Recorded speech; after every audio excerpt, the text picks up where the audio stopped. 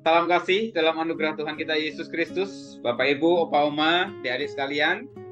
Senang sekali hari ini saya akan bersama dengan Bapak Ibu sekalian dalam program Sapaan Gembala GKI 5, spesial edisi ulang tahun Penyatuan GKI ya.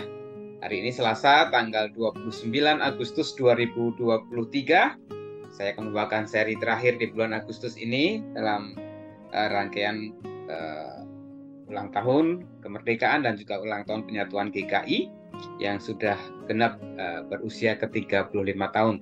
Tema yang saya pilih untuk kita renungkan yaitu Gereja Kristen Indonesia bukan Gereja Kristen di Indonesia. Mari sebelumnya kita akan berdoa.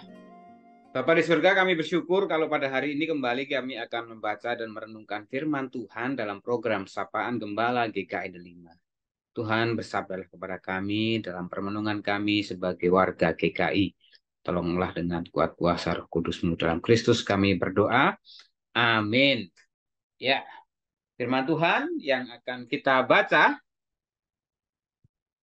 Firman Tuhan dari 2 Timotius 4 ayat 1 sampai dengan ayat yang ke-5. Demikian firman Tuhan. Di hadapan Allah dan Kristus Yesus yang akan menghakimi orang yang hidup dan yang mati, aku berpesan kepadamu demi pernyataannya dan demi kerajaannya. Beritakanlah firman, siap sedialah baik atau tidak baik waktunya. Nyatakanlah apa yang salah, tegurlah dan nasihatilah dengan segala kesabaran dan pengajaran. Karena akan datang waktunya orang tidak dapat lagi menerima ajaran sehat, tetapi mereka akan mengumpulkan guru-guru menurut kehendaknya untuk memuaskan keinginan telinganya. Mereka akan memalingkan telinganya dari kebenaran dan membukanya bagi dongeng. Tetapi kuasailah dirimu dalam segala hal, sabarlah menderita, lakukanlah pekerjaan pemberita Injil, dan tunaikanlah tugas pelayananmu. Demikianlah pembacaan firman Tuhan kita pada kesempatan ini. Gereja Kristen Indonesia bukan Gereja Kristen di Indonesia. Pendeta Emeritus Widi Artanto dalam salah satu pengajarannya di paper yang dimuat dituliskan bahwa Gereja Kristen Indonesia itu bukan Gereja Kristen di Indonesia. Apa yang membedakan dua pernyataan tersebut? Bahwa Gereja Kristen di Indonesia itu artinya Indonesia hanya menjadi tempat saja. Dia tidak peduli dengan apa yang terjadi dan berlangsung di Indonesia. Dan yang ketiga, cenderung menutup diri terhadap kelompok lain. Sedangkan Gereja Kristen Indonesia artinya Indonesia merupakan bagian yang menentukan identitasnya. Gereja Kristen Indonesia juga peduli, mencintai, dan terlibat dengan segala persoalan yang ada di dalamnya. Bahkan dia juga terbuka untuk hidup dan bekerja sama dengan komponen anak bangsa yang lain untuk melakukan misinya sebagai gereja Tuhan. Bapak sekalian, dari definisi ini sangat jelas bagi kita kenapa Gereja Kristen Indonesia yang awalnya merupakan gereja Tionghoa, gereja etnis ya, kemudian akhirnya bertumbuh berkembang menyadari keberadaannya yang ada di Indonesia, akhirnya meleburkan diri menjadi Gereja Kristen Indonesia, menyatu 35 tahun yang lalu menjadi Gereja Kristen Indonesia yang awalnya Jawa Barat, Jawa Timur, Jawa Tengah, sekarang menyatu menjadi Gereja Kristen Indonesia yang satu. Bapak sekalian, ini menjadi sebuah bukti nyata betapa GKI menyadari keberadaannya yang memiliki keberagaman tetapi adalah satu kesatuan, di mana Indonesia juga mencirikan hal itu, di mana ada banyak etnik, suku, bangsa, budaya, bahasa, tapi kita sama-sama berkomitmen menjadi satu bangsa Indonesia. Lalu apa yang menjadi peran kita sebagai gereja Kristen Indonesia? Yang Indonesia merupakan tempat di mana dia bukan hanya berada, tetapi menjadi bagian kehidupannya, bahkan membentuk identitasnya. Maka gereja itu harus selalu terlibat, bergumul, terjun, berkontribusi, berpartisipasi terhadap segala persoalan yang ada. Maka pembacaan firman Tuhan kita tadi yang didasarkan pada 2 Timotius pasal 4 menjadi hal yang penting untuk kita renungkan, Bapak Ibu sekalian. Firman ini merupakan nasihat Paulus kepada Timotius yang menegaskan bahwa sebagai seorang utusan Allah, penerus Paulus, kepanjangan tangan Paulus untuk menyampaikan pesan firman Allah, Paulus harus siap dengan segala keberadaannya. Katakan di ayat yang kedua, beritakanlah firman, siap sedialah baik atau tidak baik waktunya. Nyatakanlah apa yang salah, tegurlah dan nasihatilah dengan segala kesabaran dan pengajaran. Karena akan datang waktunya orang tidak dapat lagi menerima ajaran sehat, tetapi mereka akan mengumpulkan guru-guru menurut kehendaknya untuk memuaskan keinginannya. Bapak sekalian, apa yang terjadi dengan jemaat Efesus pada saat itu yang diutuskan Timotius untuk memimpin di sana? Ada sebuah situasi kondisi yang meragukan, mempertanyakan pelayanan ataupun juga legitimatis otoritas seorang Timotius. Timotius ditekankan, dikuatkan oleh Paulus supaya dia tetap percaya diri mantap di dalam memberitakan firman. Karena Allah ada di dalamnya. Allah ada di belakangnya. Allah yang telah berkarya juga terus menolong, memimpin, memampukan. Ini menjadi sebuah hal yang penting untuk menjadi perhatian kita ketika kita ada dalam sebuah situasi, konteks, keadaan di mana gereja ada. Memang tidak bisa lepas dari persoalan, permasalahan, bahkan penentangan ataupun penolakan menjadi sebuah realita yang bisa saja kita temui sebagai gereja Tuhan. Dalam situasi seperti itu, Paulus menegaskan bahwa firman Tuhan harus terus diberitakan, baik tidak baik waktunya. Dalam segala situasi keadaan, firman Tuhan tetap harus diberitakan. Dengan demikian, gereja harus terus mengumandangkan kebenaran firman Tuhan dalam pelayanannya. Baik pelayanan secara internal bagi jemaat melalui ibadah, permenungan, persekutuan, pembinaan iman, tetapi juga pemberitaan firman melalui aksi kepedulian, terutama terhadap lingkungan di sekitar gereja di mana gereja itu berada.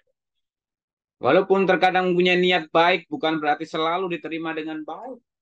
Kecurigaan, penolakan yang secara spontan, sporadis, bahkan anarkis menjadi realita yang seringkali juga ditemui oleh gereja. Oleh sebab itu dibutuhkan hikmat dan kebijaksanaan. Selain itu di ayat kelima juga menjadi poin yang penting untuk saya ajak untuk kita perhatikan. Tetapi kuasailah dirimu dalam segala hal, sabarlah menderita, lakukanlah pekerjaan pemberita Injil dan tunaikanlah tugas pelayananmu. Gereja harus tetap memberitakan Injil. Gereja harus tetap melayankan firman. Gereja harus tetap melakukan kesaksian dan pelayanan. Oleh sebab itu dibutuhkan keteguhan hati. Kuasailah dirimu dari rasa takut. Kuasailah dirimu dari rasa kemalasan. Kuasailah dirimu yang hanya mencari zona nyaman. Kuasailah dirimu dari segala keinginan untuk tidak setia kepada Tuhan. Bapak Ibu dan Saudara yang kasih dalam Tuhan Yesus Kristus, dalam permenungan ini saya mengajak kita untuk menyadari sungguh-sungguh keberadaan kita sebagai gereja Tuhan, secara khusus gereja Kristen Indonesia, di mana Bapak Ibu dan Saudara saat ini bersama-sama bergereja. GKI tumbuh berkembang, menyadari bahwa tidak semuanya bisa dilakukan dengan baik. Tapi GKI menyadari dengan pertolongan Allah, dengan penyertaan Allah, GKI akan terus berupaya, berjuang, berkontribusi untuk menghadirkan kehidupan yang lebih baik. Umat yang dikasih Tuhan, secara khusus kita yang sudah memiliki hak pilih. Sesaat lagi, sebentar lagi, kita bersama-sama akan mengikuti pesta demokrasi untuk menentukan presiden, wakil presiden, legislatif, anggota DPR, bahkan juga di beberapa tempat dilakukan pemilihan kepala daerah. Mari kita berkontribusi sebagai warga GKI dan warga negara ini untuk ikut menentukan siapa yang layak untuk menjadi pemimpin bagi bangsa kita. Mari kita terus menjadi bagian Indonesia dengan segala lika-liku, dengan segala dinamikanya.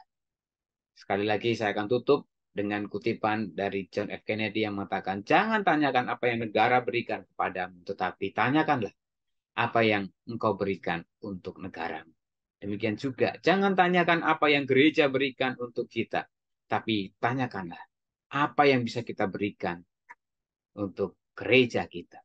Secara lebih komunal. Jangan tanyakan apa yang bangsa ini berikan buat GKI, tapi tanyakanlah, renungkanlah apa yang bisa GKI berikan untuk Indonesia. Selamat ulang tahun bagi segenap warga GKI dimanapun berada, baik anggota maupun simpatisan. Juga selamat merayakan kemerdekaan yang menjadi satu kesatuan sebagai warga Indonesia. Tuhan memberkati kita. Amin. Mari kita berdoa. Bapa di surga, kami bersyukur untuk kesempatan yang baik. Kembali kami membaca, merenungkan firman Tuhan.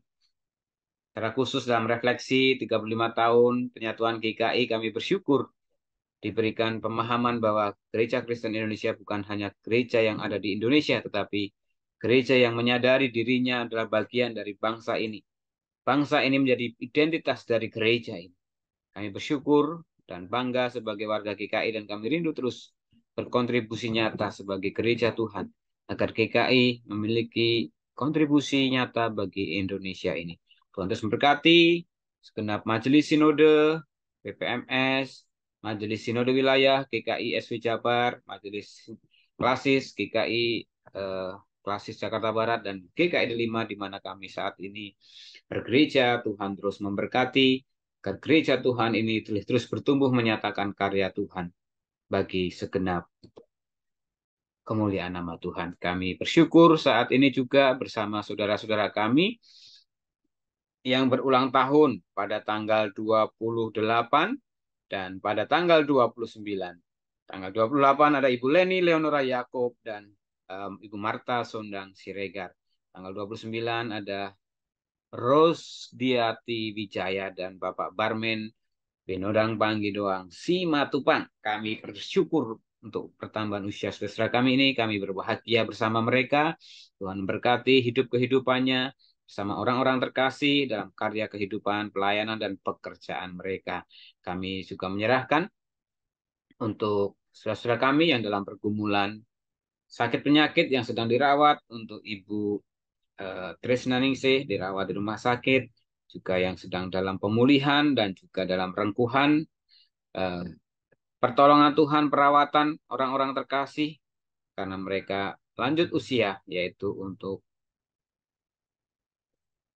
Bapak Sutanto Harto, Ibu Titin Niati, untuk Ibu Nani Pangestu, Ibu Nani Mahargono, dan Bapak Sugono Mahargono, untuk Ibu Maria Bambang, Ibu Silvi ya Intan, untuk Ibu Heni Cahya, dan juga saudara kami yang lain yang belum bisa kami sebutkan satu persatu.